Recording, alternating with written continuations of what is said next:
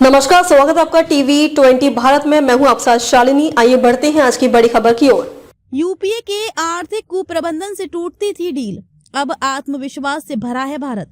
Trade deal पर बोले PM Modi, कोई ठोस निष्कर्ष नहीं निकल पाता था। पिछली संप्रग सरकार ने अपने शासनकाल में कुछ व्यापार समझौते करने की कोशिश की, लेकिन ये यात्रा अनिश्चितता और अस्थिरता से भरी रही।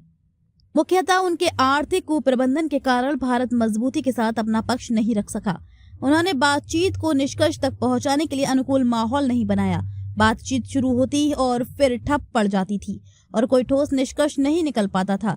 सत्ता में आने के बाद हमने नीति आधारित शासन के जरिए आर्थिक पुनरुत्थान किया, आर्थिक ढांचे को मजबूत किया और एक नियम आधारित प्रणाली का निर्माण किया। जब हमने राजनीतिक स्थिरता, नीतिगत पूर्वानुमान और सुधार केंद्रित दृष्टिकोण सुनिश्चित किया तो दुनिया भारत में निवेश करने के लिए इच्छुक हो गई।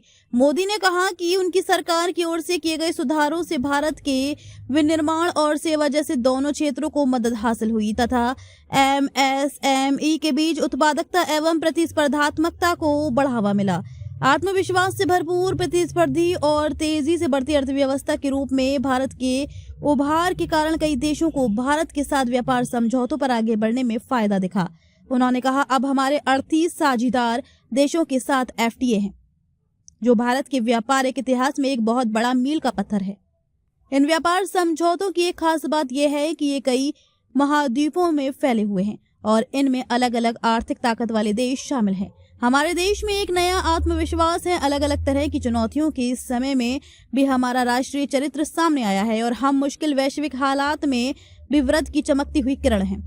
स्वभाव के कारण कभी संतुष्ट नहीं होता। प्रधानमंत्री ने कहा कि राजग सरकार सुधारों के लिए प्रतिबद्ध है।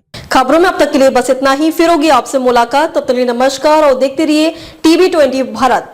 ऐसे ही लेटेस्ट अपडेट पाने के लिए हमारे चैनल को सब्सक्राइब करें और तुरंत नोटिफिकेशन पाने के लिए बेल आइकन दबाना न भूलें।